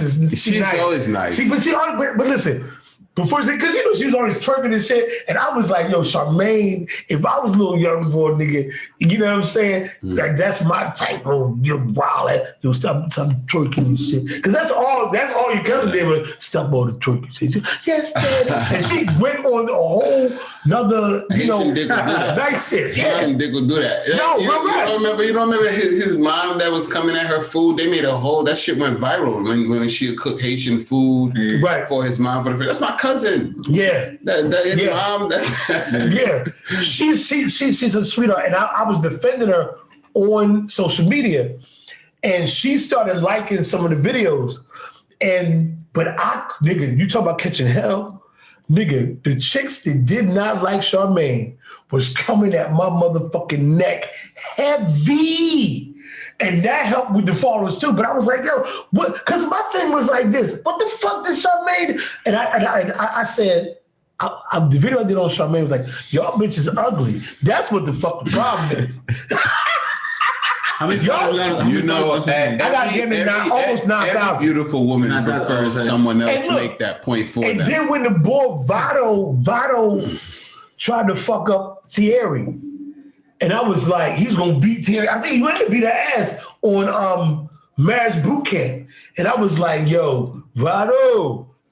I was like, yo, that shit you did was goofy. I was like, yo, Thierry, you ever got a problem? Lo siento, man, but you got to call me. Fuck that nigga up for you, right? Yo, bro. You know what I mean? You know, because you know she's Puerto Rican, but she fucked with the Dominican Republic, and she always out there. So I was like, yeah, lo siento, man, I know some shit. I told her, and everybody came in. You hit a man, you get hit back. And I'm like, what the fuck, that nigga, if that nigga was in Philly and he hit Thierry and she had that fat ass, nigga, you getting down. Right the fuck there, nigga, it's gonna get mad goofy on you. You gonna get fucked the fuck. A bad bitch get slapped around by goofy ass nigga. No, that ain't never gonna happen. Not in public. Nigga, I caught so much flack because, and this is my lane, I watch reality TV. And I comment on shit that, because my image, I'm a hood nigga, so that's the Denny Live image on social media. So it's like, first of all, why you watching bitches fight each other in the comment, or that's women business? You look partially gay for doing that shit. But I always comment on it. And through doing that, I met Shantae Page, who is the producer of Beyond the Pole. And I'm gonna be on this season of Beyond the Pole. You're gonna be twerking? Or? No, I'm not gonna be twerking. I'm gonna be twerking. I'm gonna do the end of the season wrap up for Beyond the Pole. Like, they got the white dudes to be doing. So tell us what happened on the first episode. What's the white boy name? He gay white boy. He like, so what did you do? And they was talking about, but it's first time straight motherfucker be on there talking about, so why? And then I comment, I always leave videos about it, like, like with, the bitch, I don't call her bitch, the lady with the big ass teeth that was on Real Housewives. She comedian, chubby comedian. Nene Leaks. I was like, Nene, you a fucking bully. You look, and I always say, I want to thank my Lord and Savior Jesus Christ that I'm a man. Because if I was on Real Housewives and Nene said that shit to me, I knocked them big fake teeth the fuck out of your mouth. Because she used to do bully shit. So what I do is I take up for the cute chick to get bullied. And I do that. And when you do that, every chick that hate them bitches comment all on your social media. You be trolling. Trolling like a motherfucker, man. Because, like, look, Kenya on Real Housewives. Nobody likes Kenya. Yo, what's up, Rich? But Kenya is a fine-ass motherfucker. And I remember when Candy from Escape, she was on a reality show. And the first 2 seasons, she had more tears than a white man got fans. Candy. Every time you say something to her, she get mad and start crying. And I was like, yo, leave Candy the fuck alone. Candy be doing shit. Because women comment on it. Candy be starting that shit. Whoever is the messy chick on reality TV, I usually co-sign them.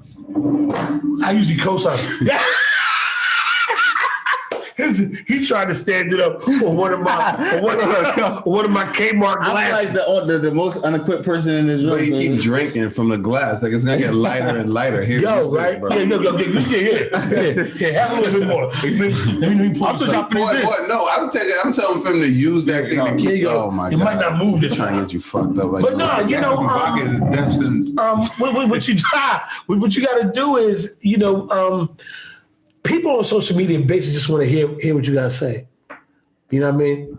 Your opinion on something. They want to hear your opinion. What's your opinion on a certain topic? Just hilarious doing it work for her. Yeah.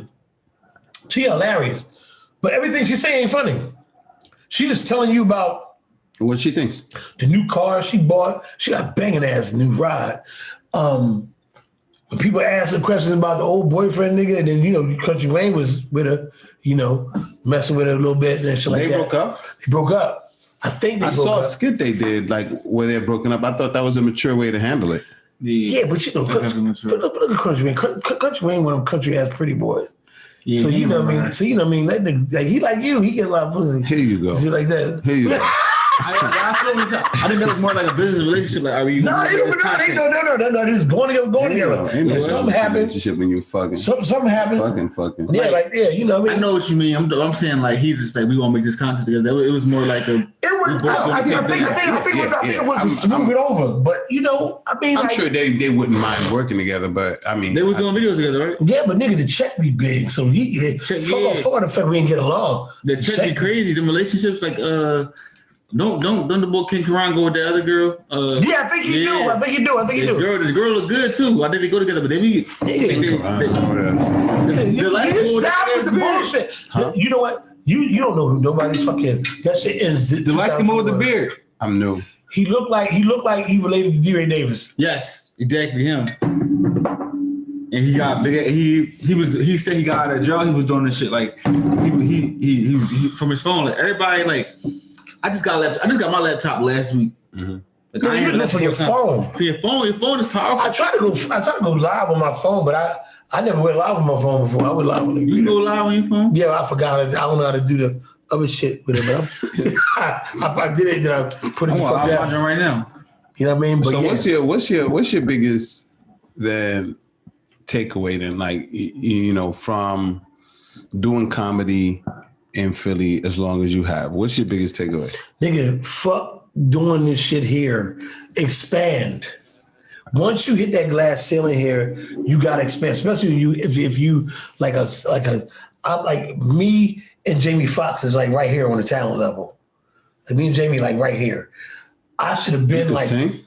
Oh yeah, I'm awesomeness. All right. Awesome. You know what I mean? Listen, I'm a comedian, actor, duct taper, kidnapper, drug dealer, real estate agent. I'm waiting for that album. Hey man, listen, it's gonna come a time. All I gotta do is get the abs though. You can't. They don't let you sing unless you got your body. That's true. Is intact. I read that somewhere. Nigga, I'm at the gym tomorrow. So basically, expand. Like once the iron's hot, strike.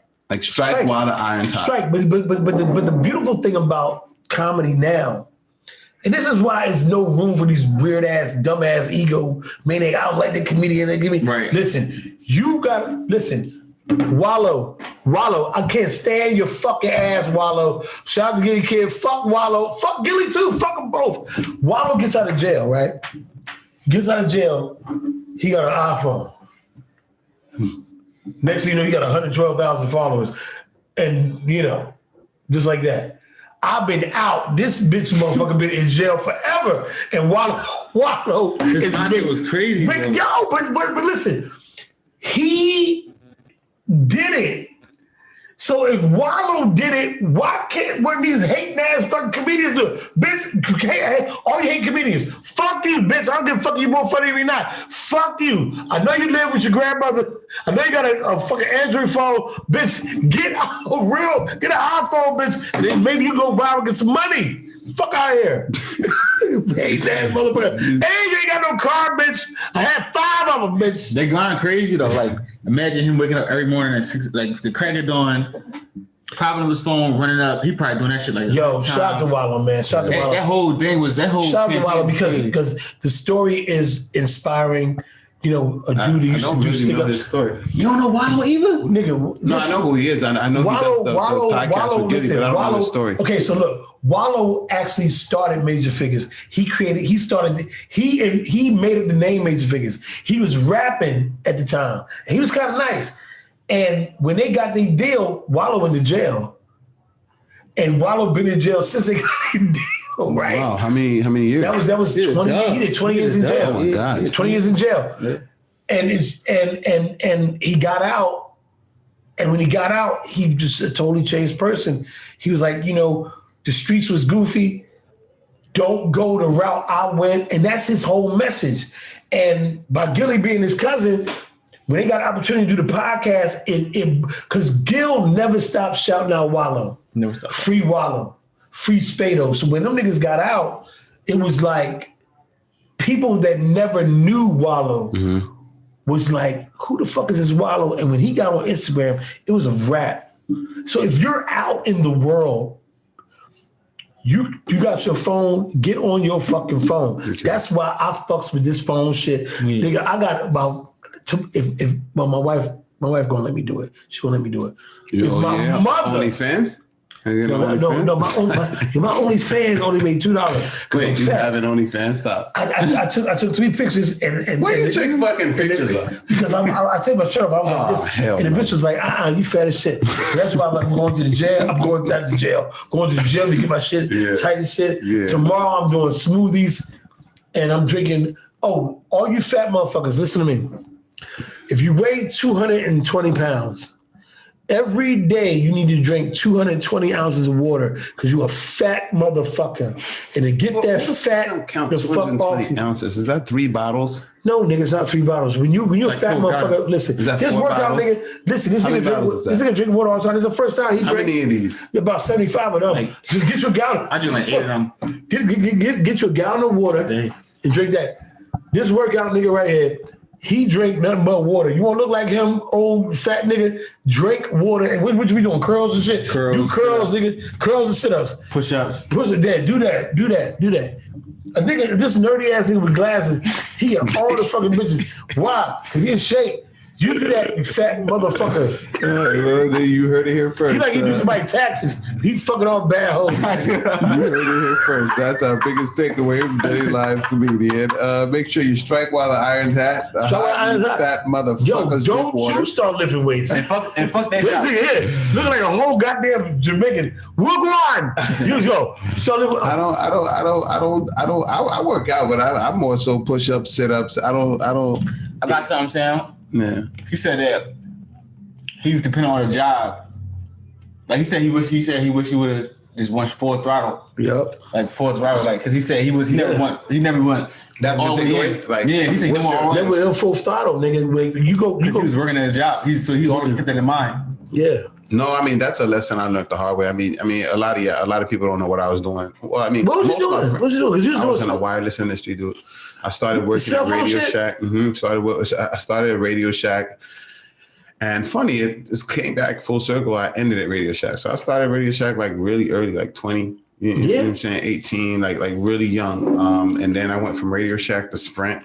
Was there, went from Sprint to T-Mobile back. Well, that's how you got to hook all this bullshit up, huh? Nah, this is very intimidating.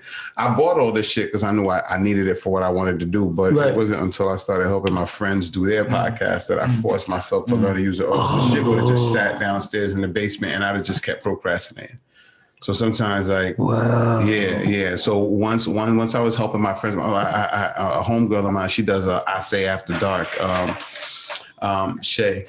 So I was like, I got this equipment. It's crazy. Like I will go learn the shit to help you before I learn the shit to help you. Dumbass motherfucker, I told you that shit before, bitch. I told you don't help niggas. Listen, if you got an idea, don't help niggas. Do not help niggas. They gonna sell you the fuck out. They gonna sell your ideas to the Russians. No, ain't no selling. No, I mean, no, it's not that. It's like the fact that I helped her, it forced me to learn how to use this shit. Right. I knew I wanted to use it. I was just procrastinating because I think part of me was scared. scared of failing. You know what I'm saying? What if I do this shit, no one cares about it? You know what I'm saying? It's like you keep delaying it with I'm not ready yet. I'm not ready, shit like that. But if I wasn't half partially drunk, I'd have been live on YouTube. I couldn't figure out how to get the shit to go the fuck the way I wanted to go. Don't worry about it. No, I'm gonna figure it out. You gonna help me there. You my new tech support. I got you. I don't live too far. I live right in Mayfair. So okay, that's 10, 15 minutes from me. Oh, cool. Not even 15. Cool. I'd say 10 minutes. So this nigga used to get bread. Niggas don't live in Mayfair. Yeah. Nah, you crazy. I used to live with that motherfucker when I had basically bread. Frankfurt and no, ain't no fucking Frankfurt. I used to live way the fuck up Torresdale by the prison. All the cribs is 500,000 and higher. Nah, they'll definitely. That's when I had bread. You was making that money for shows? What? So, right, I was working while you was doing them shows? Yes, nigga. Listen, the IRS niggas came to me one day. This is crazy. That nigga's going off topic. Niggas, no, don't. You're not ending shit. We still talking. The IRS niggas came to me, right, and said to me, "You made $1 million." You made $1 million? The IRS niggas in 1 year? No, not the one. No, never in 1 year. The niggas came at me. I was played the fuck out. Coming stage was off the air. Mm-hmm. I'm back shoveling trash for real, like on some fucking it's over. Mm-hmm. They say you made $1 million. They got at me 5 years later, like you made $1 million. I'm like, why are you telling me this? Oh, because we need you to pay $169,000 right now. I was like, well, y'all I'm thinking y'all gonna send the tax niggas to me and we can talk and whatever. So listen. Motherfucking tax agent board, right, sends me a copy of all my deposits and withdrawals. This sends me another paper where they added it up. This is like 6.5 years. The shit says 1,100,000. And I was only paying taxes on the money I made for my job. Oh yeah. So the nigga was like, yeah, we're coming to your house. And I was like, for what? For what? You want all that shit. Wait. Listen. You want all that shit. Listen, this is goofy. This is goofy. For what? I'm living up City Line Avenue. Oh, you get money. Oh yeah. Right? Talking about some so the nigga come there, the IRS niggas come, they take all the furniture out the crib. I had a white BMW truck. The nigga was like, give me the keys. I ain't giving you shit. Because I'm gonna figure this shit out. Fucking thing. The motherfucker had this vehicle that pulls up to the back of your car. Yeah. You know you get your shit towed some other place? Yeah. They got a shit that magnetizes your shit and scoots it up and puts it on something else. Shit. And I'm like, what the fuck? They took all the furniture, anything they thought there was a value, they took that shit. They took jewelry, they took clothes, they took all kinds of shit. And I really went through this shit. Nigga, I'm in the house. The fucking one of the agents was like, I thought you were very funny when you were coming to stage. Don't talk to me about Mr. that. Mr. Live is not even my fucking name. That's my stage name. She gave me a lawn chair. Mm-hmm. No, the chair that you got at church, he knew about church. All the Haitians go to church. All the Haitians go to church. That little metal gray chair, she gave me one of them motherfuckers and opened it up in my house. I was sitting there and she said, you have to vacate the premises in 27 days. I said, I can't take this house. I paid cash for this fucking house. You know how much this fucking house costs? I paid cash. I know you paid 2 different times. You put down $167,000 the first time. Then you put another $127 down another time, but you never checked with us. Listen, the reason that you're not going to go to jail, she says the reason you're not going to go to jail because we're taking the house in 27 days. Took the fucking house, nigga. And I was like, oh my God. And when I went Was you married at the time? Yeah, no. I wasn't. I had a little girlfriend, and I went back to my job. And when I went back to the job, they sent me a letter. saying you have 15 days to report, or you will be separated from the city. So I show up. I don't show them up that they transfer me to the water department. I don't know about the fucking water department. The city job. I show up and I'm like, yo, I'm here to, whatever. And the chick, it was like, you look familiar. Where you from? I said, where you from? She said, I used to live in the Southwest. I was out in Denny Live and I caught a speed bump, bitch. I was like, oh yeah, So I go when they get a water department uniforms.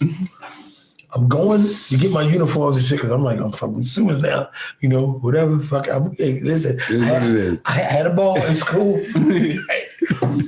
I go. And when you work in the water department, you gotta walk from sewer maintenance to inlet cleaning. I walked by there, and this girl named Yvette, that was a secretary, that loved comedy. She's coming down the steps, and I'm walking outside the building because ain't nobody there at the time I get there.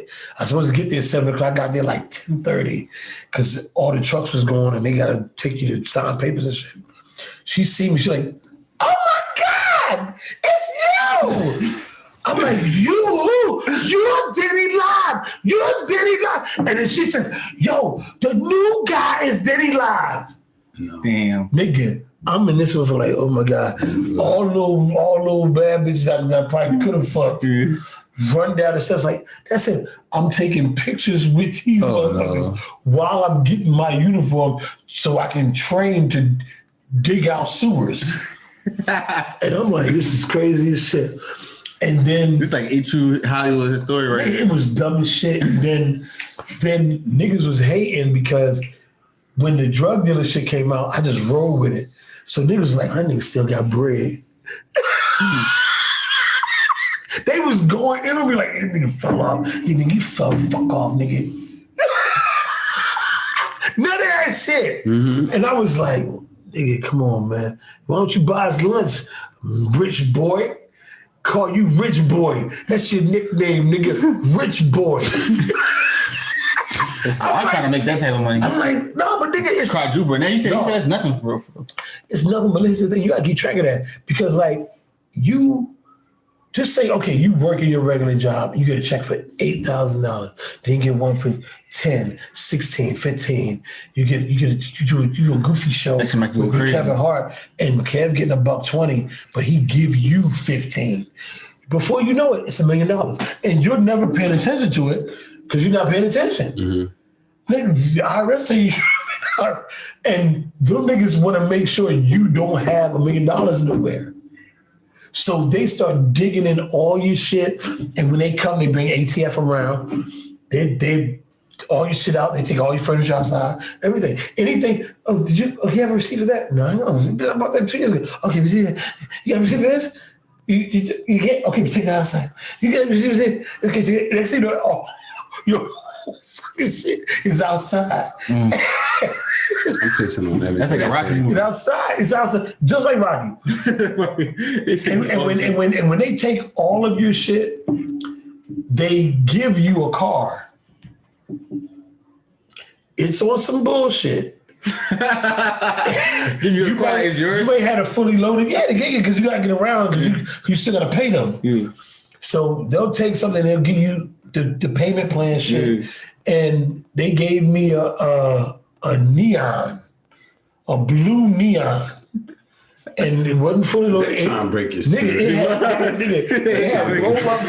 didn't even have power windows, nigga. Nah, it didn't even have power windows. You want me to kill myself. Nigga, I was the first nigga with the backup camera in the fucking BMW truck. The first thing I had a backup camera. Backup camera went out, everybody said. I'm like, yeah, this is wonderful. Nigga, they did it. And they put you in that neon.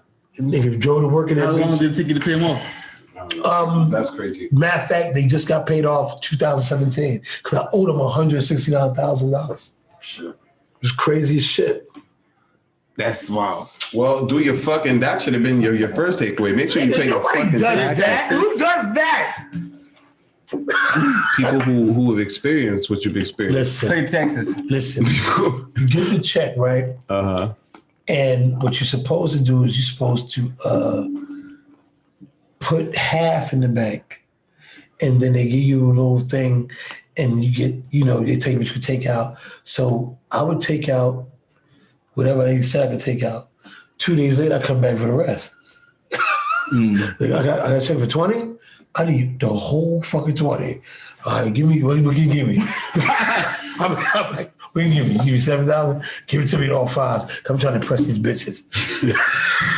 Well, there you go, yo. Do your fucking taxes. Strike while the iron's hot. Yo, what about you, Prince? What did you say? I think you said something. Prince ain't made no money yet. Let me treat Prince like he get treated like no comedians. You ain't shit. I'm really not. You ain't shit, all right? You ain't drinking my motherfucking vodka. Niggas act like that with you. I say get ready for just comedy's gonna test your commitment. Of course it is. I think it's fair to say you're gonna feel picked on to a degree. You're gonna feel picked on, like to a degree. It's not gonna feel fair. You know what I mean? When you go to a place and you've been waiting there since 7 o'clock at night, then you see Denny live pull up. Oh, that's over. 9:30, and then he's getting on first. No, but listen. Those days are over. Listen, check it out. Those days are over. Listen. All you used to be mid-level famous comedians, the COVID hit, you ain't had a movie out, nigga. You don't have a real agent.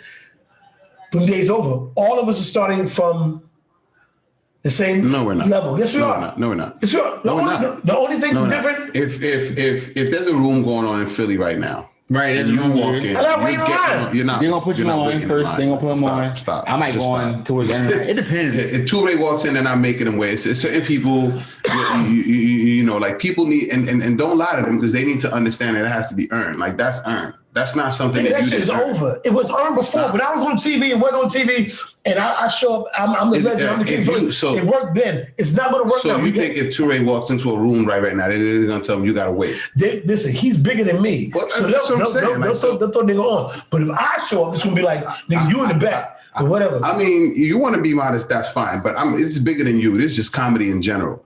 Like if you just start doing comedy, do not expect like first come, first serve. Like that message needs to be out there, because had I known it sooner, I wouldn't have taken so much shit personal. And that's one of the things that I see comedians, take personal very early on when they don't know, like, it's not about you right now. It's about this person, and this person has been working on this relationship for years. Wait till this happens to you. You get good and you buzzing nationally, but you don't got nobody backing you. You did it on your own. You think that you got hated on by these little motherfuckers? Wait till you do it on your, because I did it on my own. I didn't have no agent. I had no backing. I had nobody. Tina Graham came to me. I didn't know who Tina Graham was. When we talked about the possibility of being on something, and I said, I ain't got no money. I can't afford to do it. And she writes me a check for $12,000. And my hood niggas giving me bread. That's when the hate come in. What can I do? If somebody that got bread tell you, what can I do for you to make you stop everything you're doing right now to focus on this? And they cut you a check. And you like me, you never had anything. And you tell everybody, I got $12,000 a book bag. I had to buy a book bag to put the money in because I cashed a check that day. And I was on the bus. When you start telling your business like that and niggas know you're not frauding, that's when the hate gonna come. So my advice, and comedians can't give you advice because right now comedians don't know shit. Comedians getting help from other people. You have to be dedicated to the craft, dedicated to writing. You have to be everywhere you can be to get on stage. Sometimes you're gonna win, sometimes you're gonna lose. But if you got more wins than losses and you can outshine them other goofy ass motherfuckers, you're gonna get a look. But with social media, be on that bitch every day. Post something every day. Share that shit every day. Get your YouTube page popping every day. It ain't enough hours in a fucking day for you to be popping. If you don't got no job and you rich and you got money and you want to be creative, you don't have enough hours and you got to work. And It's easy, but it ain't easy. It's tedious. You gotta edit. You gotta do this. You gotta do that. You gotta share the shit with your followers. But it's worth all of it. Do it. Be dedicated to the craft. Be funny. Without consistency, you'll never start. Without commitment, you'll never finish. Okay? Ease is a greater threat to progress than hardship. Fall down 7 times, get up 8, keep working, keep striving. See you at work. All right, today's episode was brought to you by Simonvil Entertainment. All right, peace out. That was so funny.